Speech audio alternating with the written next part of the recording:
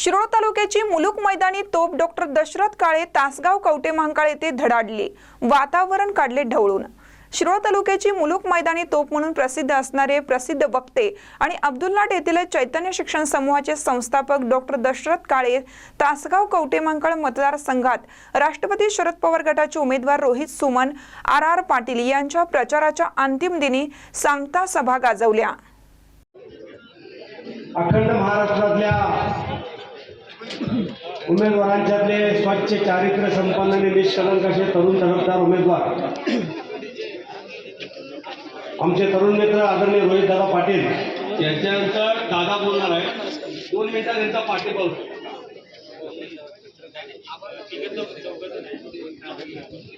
शंभर किलोमीटरवरनं मी डॉक्टर दशरथ काळे, बऱ्याच जणांना चेहरा आठवत असेल की तुमच्या कवटे महांकाळच्या निवडणुकीत मी आल्यानंतरच घोंगडा जागेवर पाऊस पडला होता।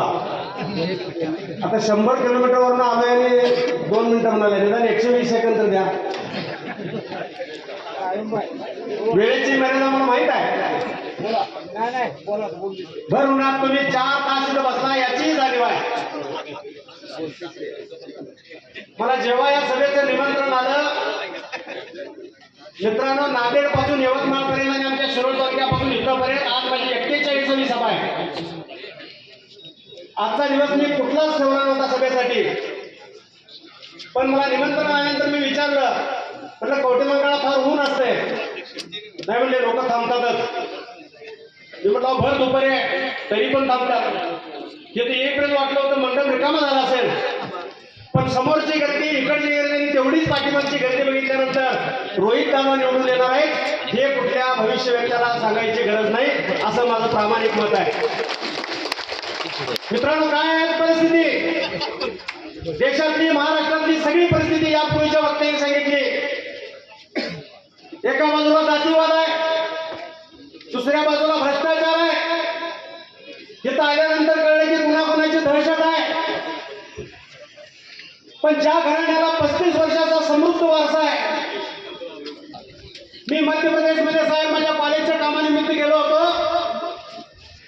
माझं गाव सांगितलं नाही ओळखलं त्यांनी, माझा जिल्हा सांगितला नाही ओळखलं त्यांनी। शेवटी म्हटलं मी महाराष्ट्रातला आहे। ते म्हणाले आरा बाबा के गाव क्या है क्या? म्हणजे देशभर ज्या माणसाची कीर्ती आहे त्या माणसाचा वारसदार पुन्हा तुमची सेवा करायला उभा आहे आणि त्याला पाडायला 6 वर्षे विधान परिषदेचा आमदार, 10 वर्षाचा विद्यमान खासदार आणि कोण माजी मंत्री आणि कोण भलीभली गोळा झाल्यात। पण दादा तुम्हाला सांगतो, आबांच्या कार्यकर्तृत्वाची पुण्य, महाराष्ट्रातल्या 84 वर्षाच्या योद्ध्याचा आशीर्वाद आणि या समोर बसलेल्या, बाजूला बसलेल्या आमच्या सगळ्या माता भगिनींच्या सहकार्यामुळे ही झुंड आणि गुंडशाही किती जरी तुमच्या समोर उभी राहिली तरी डॉक्टर बाबासाहेब आंबेडकरांनी गुप्त मताचा अधिकार दिल्यामुळं समोर जरी कोणी दिसला नाही तरी पेटीत जाऊन तुमचं बटन दाबणार नाही, एवढा मला या ठिकाणी विश्वास आहे। तिथं मी आल्यापासून एक घोषणा ऐकतोय, बहुतेक कदाचित तुम्ही पण ती द्याल, रामकृष्ण हरी रामकृष्ण हरी।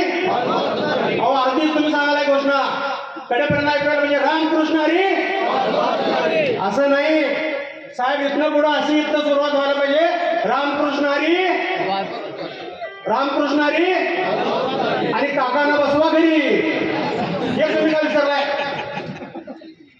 एका बाजूला आज 25 वर्षाचा युवक तुमची सेवा करायच्या हेतून तुमच्या समोर येतोय आणि दुसऱ्या बाजूला गुंड आणि पुंड शक्ती कुठलं तरी आम्ही शिवून तुमच्या पुढे येत आहे। ज्या माणसाचा तुम्हाला खरं सांगतो, तुम्ही एवढे भाग्यवान आणि पुण्यवान आहात की रोहित दादा हा केवळ तुमचा उमेदवार नाही तर अखंड महाराष्ट्रातल्या पुरोगामी शक्तीचा हा उमेदवार आहे। संविधान जिवंत ठेवावं असं महाराष्ट्रातल्या ज्या माणसाला वाटतंय त्या सगळ्यांचा उमेदवार रोहित दादा आहे। रोहित दादा केवळ तुमचे आमदार नाही होणार, रोहित दादा आमदार होणार आहे ते तमाम महाराष्ट्रातल्या बेरोजगार तरुणांचं नेतृत्व करायला होणार आहे। आबांच्या पुण्याला पुढे नेणारा पालखीचा वारसदार म्हणून रोहित दादा या पुढच्या काळात आपल्या समोर येणार आहे आणि त्यामुळे त्यांच्यासाठी मी एवढंच म्हणेन कि सिर्फ हंगामा खड़ा करना मेरा मकसद नहीं, सिर्फ हंगामा खड़ा करना मेरा मकसद नहीं। सूरत बदलनी चाहिए। आपके दिल में हो, मेरे दिल में हो, आपके दिल में हो, मेरे दिल में हो, आग कहीं भी लगनी चाहिए, लेकिन 20 तारीख को तुतारी की आग लगनी चाहिए, तुतारी की आग लगनी चाहिए। काय चालू आहे आज? एका बाजूला एक सामान्य घरातला ज्या माणसाची प्रॉपर्टी अख्ख्या जगाला मिळत आहे, घरामध्ये गृहमंत्रीपद असताना सुद्धा, एवढी मोठी शक्ती असताना सुद्धा जी माणसं नम्रपणाने तुमच्या पुढे येत आहेत आणि त्यांना दाबण्याचा तुम्ही प्रयत्न करताय। अखंड महाराष्ट्रात ही चर्चा चालू आहे मित्रांनो, आणि तुमचा या जनतेचा किती शांतपणा हे जर कळवायचं असेल तर तुतारीवरचं समोरचं बटन दाबून तुम्ही रोहित दादांना प्रचंड मताने निवडून द्यायला पाहिजे। अलीकडे सुरू झाले की लाडक्या बहिणींना आम्ही पैसे द्यावे।